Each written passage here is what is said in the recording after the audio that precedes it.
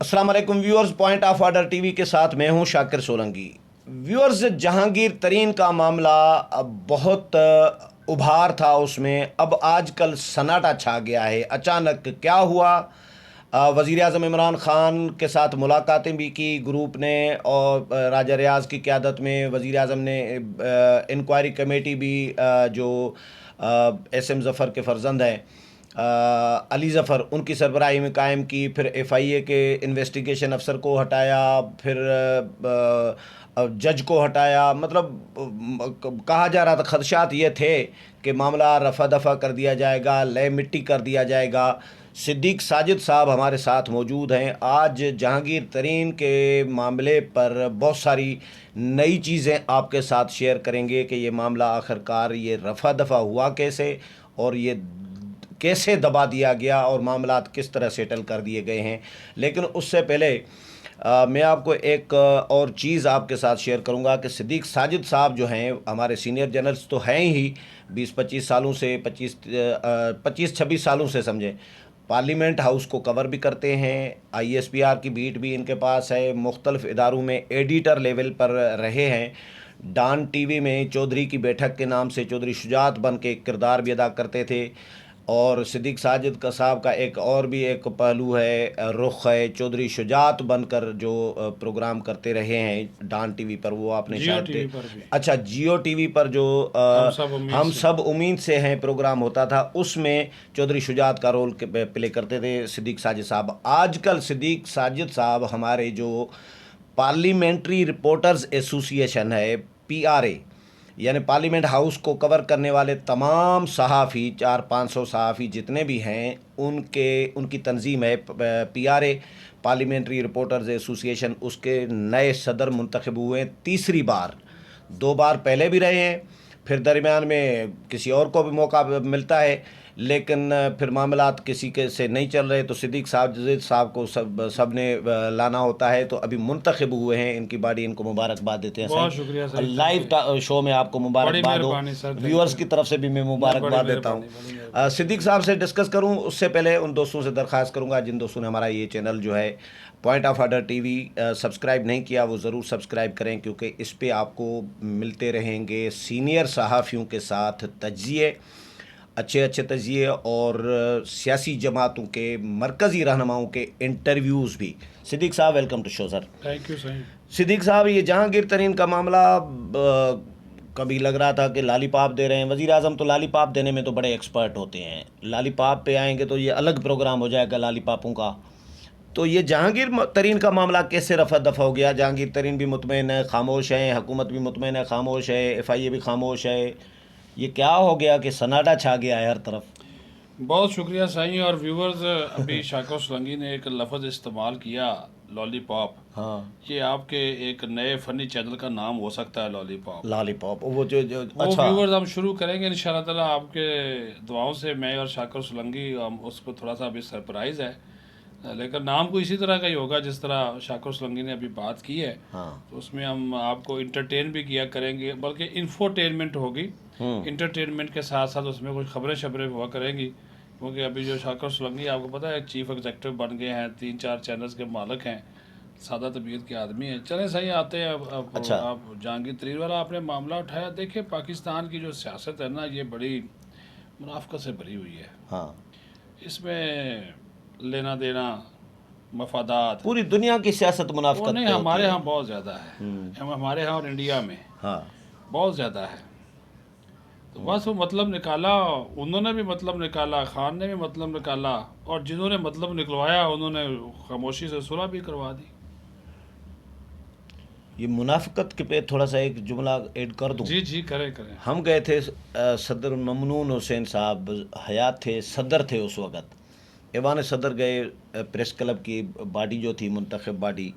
हम गए ऐवान सदर, तो सदर ममनून हुसैन से मिले, तो उन्होंने हमें बातों बातों में ऐसे ही गपशप में कहा कि ये जो मुल्कों के ताल्लुकात होते हैं ना, ये मुनाफ़क़त पर मबनी होते हैं।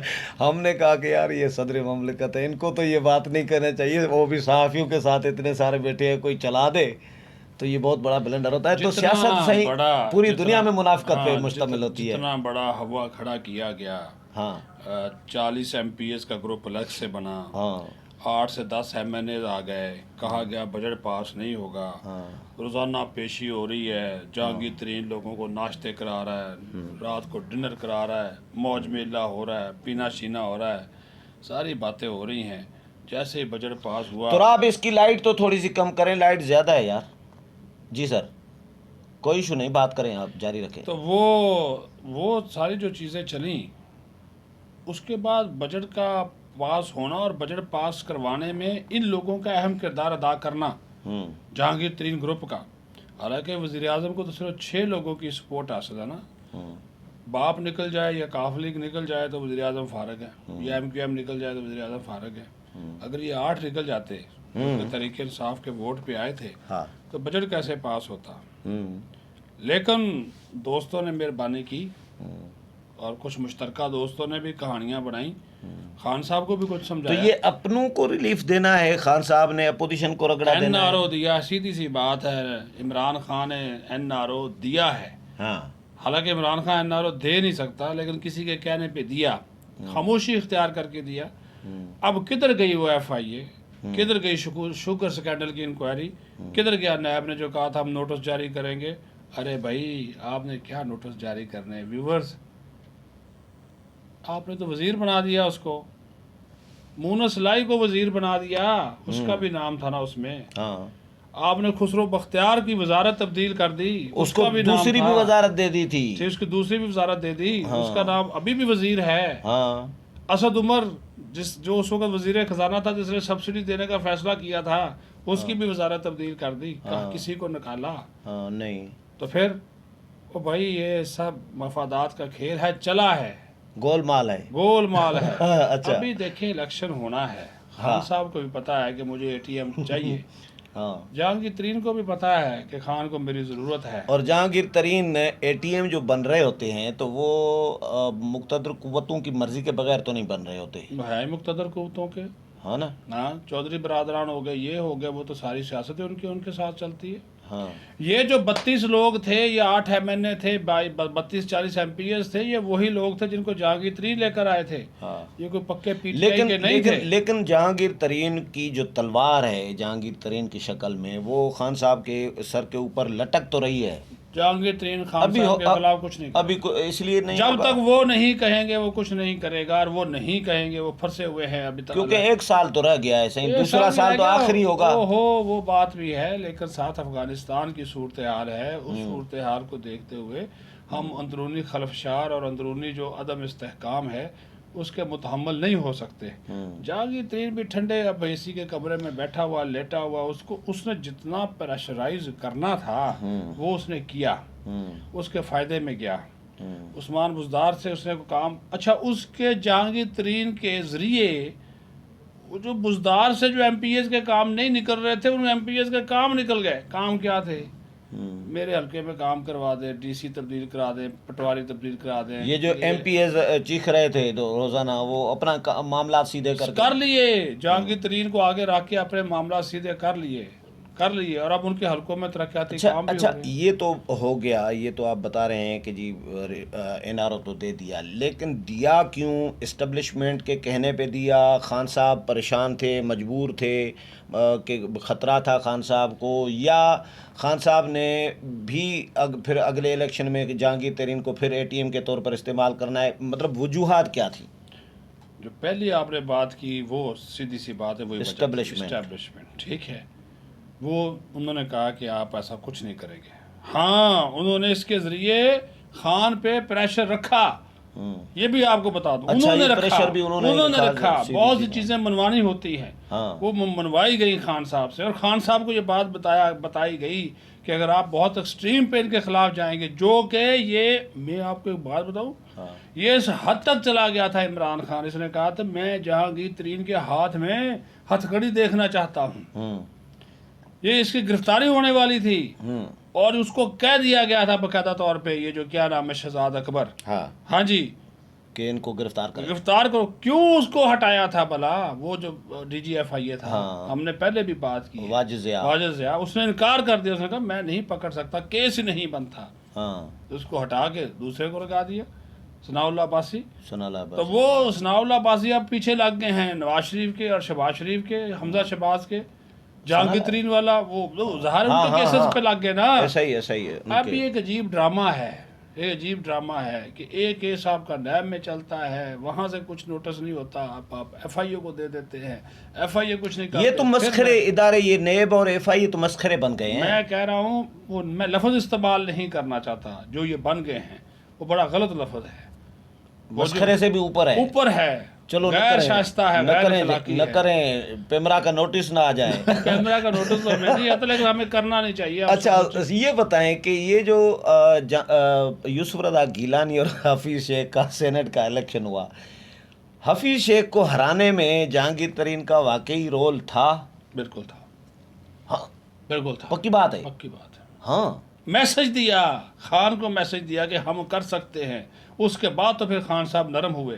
और भाई जिन लोगों ने वोट नहीं दिया, अगले दिन वही बंदे आप क्या बात करते हैं, मुझे फिर जब बात ज़हन में आ जाती है आप मुझे तपा देते हैं। हाँ, ये भी बड़ी खबर दे रहा हूँ व्यूवर्स आपको, मैं ऐसी कोई हवा में नहीं छोड़ रहा। हाँ, जिस दिन इत्तेमाद का वोट होना था, वज़ीर आज़म ने इत्तेमाद का वोट होना था, हाँ। खलबली मची हुई थी, खलबली वार में मची हुई थी। 172 बंदे पूरे नहीं हो रहे थे। हाँ, हुकूमत के अपने 3 बंदे कम थे।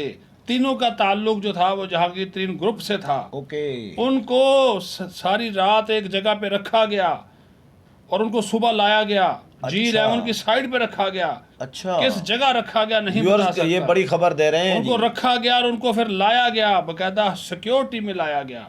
फिर जाकर कभी उसके सांस में सांस आई, उसके क्या नाम खान है, साहब खान साहब के भी, आमद डोगर के भी, जिसकी ड्यूटी लगाई थी, चीफ व्हिप था। हाँ। वो 3 बंदे आए, अपनी तादाद पूरी की तो इत्तेहादी पूरे हुए। अच्छा, इनके नाम डिस्क्लोज नहीं हुए?